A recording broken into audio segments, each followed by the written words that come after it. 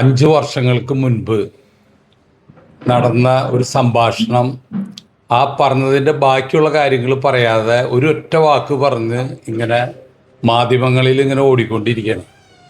അങ്ങനെ മാധ്യമങ്ങളിൽ ഓടിക്കൊണ്ടിരിക്കുമ്പോൾ, പ്രത്യേകിച്ച് ഞാനൊരു ഉത്തരവാദപ്പെട്ട സ്ഥാനത്തിരിക്കുന്ന ഒരു വ്യക്തി എന്നുള്ള നിലയ്ക്ക്, ഈ പാർട്ടിയുടെ ബ്ലോക്ക് പ്രസിഡന്റ് എന്നുള്ള നിലയ്ക്ക് പല ആളുകൾക്കും തെറ്റിദ്ധാരണ വന്ന് നമ്മുടെ സുഹൃത്തുക്കൾ നമ്മളെ വിളിക്കുകയാണ്. ആ തെറ്റിദ്ധാരണ തിരുത്താൻ അവർ ഉദ്ദേശിക്കുന്നത് ഇപ്പോൾ പറഞ്ഞൊരു കാര്യമായിട്ടാണ് അവർ നമ്മളോട് പറയണത്.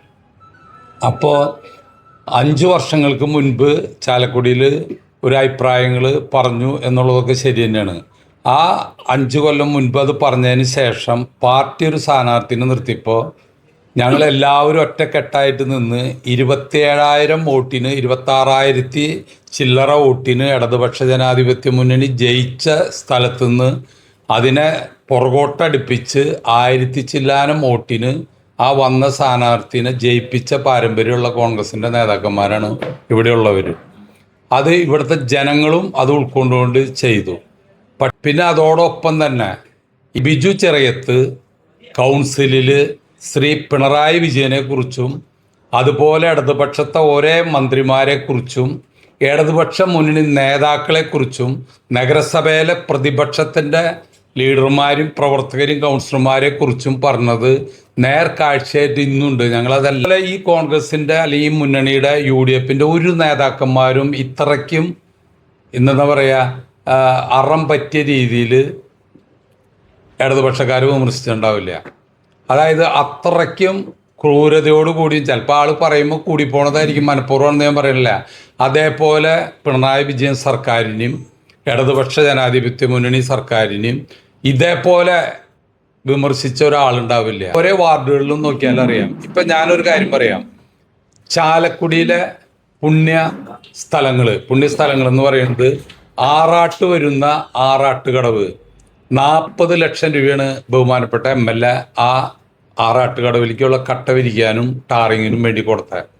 അന്നത്തെ ഉദ്ഘാടനത്തിൻ്റെ ബിജു വക്കീൽ MLA കുറിച്ചും പ്രവർത്തനത്തിനെ കുറിച്ചും കഴിവിനെ കുറിച്ചൊക്കെ പറഞ്ഞതുണ്ട്.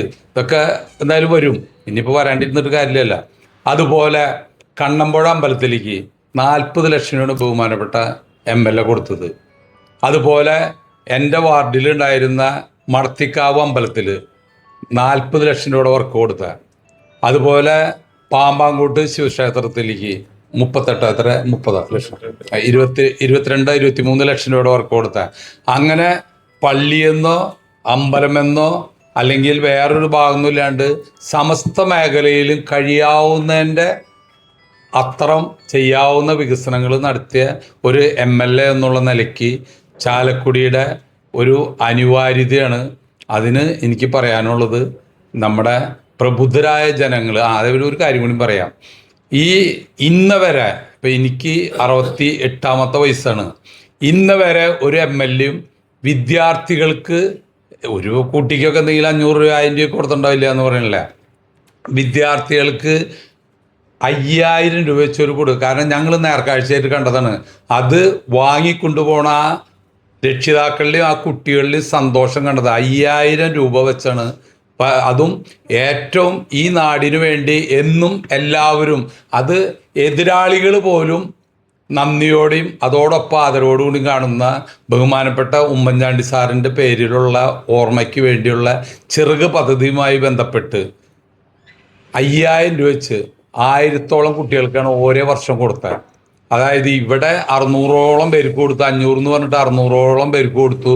പിന്നെ തോട്ടം മേഖലയിലുള്ള മുഴുവൻ കുട്ടികൾക്കും കൊടുത്തു, വിവിധ സ്ഥലങ്ങളിലായിട്ടുള്ള. അപ്പോൾ അങ്ങനെ ഏത് കാര്യങ്ങളിലും ഒരു കയ്യൊപ്പുള്ള, എല്ലാവരും ചേർത്ത് പിടിക്കുന്ന സനീഷ് കുമാർ ജോസഫ് വിജയിക്കേണ്ടത് ഈ നാടിൻ്റെ ആവശ്യമാണ്.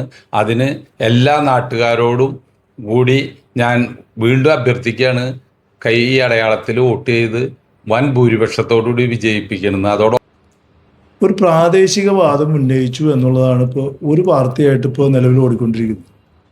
അതിനെക്കുറിച്ച് ബഹുമാനപ്പെട്ട പൈലപ്പൻ തന്നെ ഇവിടെ വിശദമായി പറഞ്ഞു കഴിഞ്ഞു. 5 വർഷങ്ങൾക്ക് മുമ്പ് അദ്ദേഹത്തിൻ്റെ ഒരാഗ്രഹം, പ്രാദേശികമായിട്ടുള്ളൊരു സ്ഥാനാർത്ഥി വേണമെന്നൊരാഗ്രഹം ഉണ്ടായിരുന്നു. അത് അദ്ദേഹം പ്രകടിപ്പിക്കുകയും ചെയ്തതാണ്. പക്ഷേ എന്നാൽ AICCയുടെ പ്രസിഡന്റ് ഒരു സ്ഥാനാർത്ഥിയെ ചാലക്കുടിക്ക് പറഞ്ഞയച്ച അന്ന് മുതൽ അദ്ദേഹം കോൺഗ്രസ്സുകാരനായി ആ സ്ഥാനാർത്ഥിക്ക് വേണ്ടി പ്രവർത്തിച്ച് 15 വർഷക്കാലം ഇടതുപക്ഷം കൈയടക്കി വെച്ചിരുന്ന ചാലക്കുടി നിയോജക മണ്ഡലം കോൺഗ്രസ് തിരിച്ചു പിടിച്ചു എന്നുള്ളതാണ് അതിൻ്റെ ഏറ്റവും പ്രധാനപ്പെട്ട കാര്യം. ഇന്ന് ബഹുമാനപ്പെട്ട വി.ഒ. പൈലപ്പൻ ഈ ഇലക്ഷൻ കമ്മിറ്റിയുടെ വർക്കിംഗ് ചെയർമാനാണ്. സനീഷ് കുമാറിനെ വിജയിപ്പിക്കുന്നതിന് വേണ്ടി 100% ആത്മാർത്ഥമായി ഞങ്ങളെല്ലാവരും ടീം UDF ആയി പ്രവർത്തിക്കുന്നതുമാണ്. 5 വർഷം മുമ്പ് ഐക്യജനാധിപത്യ മുന്നണിയുടെ സ്ഥാനാർത്ഥിയായി ശ്രീ സനീഷ് കുമാർ ജോസഫ് ചാലക്കുടി നിയോജക മണ്ഡലത്തിൽ വരികയും തുടർന്ന് MLA ആയി ചാലക്കുടിയിൽ 5 വർഷക്കാലം എല്ലാവരുടെയും സഹോദരനായി എല്ലാ മുക്കിലും മൂലയിലും വികസനം കൊണ്ടുവന്ന പ്രിയപ്പെട്ട MLA ആണ് ഈ വർഷം നമുക്ക് ഇപ്പോൾ സ്ഥാനാർത്ഥിയായിട്ട് കോൺഗ്രസിന് ഐക്യജനാധിപത്യ മുന്നണിക്ക് കിട്ടിയിട്ടുള്ളത്. ഞങ്ങൾ ഐക്യജനാധിപത്യ മുന്നണിയുടെ നേതാക്കന്മാർക്ക് ഏറ്റവും സന്തോഷകരമായിട്ടുള്ള ഒരു കാര്യമാണ്. തീർച്ചയായിട്ടും ചാലക്കുടിയിൽ ശ്രീ സനീഷ് കുമാർ ജോസഫ് വൻ ഭൂരിപക്ഷത്തോടു കൂടി ജയിക്കും. ഞങ്ങൾക്ക് ഏറെ അഭിമാനമുണ്ട് എന്നാണ് എനിക്ക് ഇക്കാര്യത്തിൽ പറയാനുള്ളത്.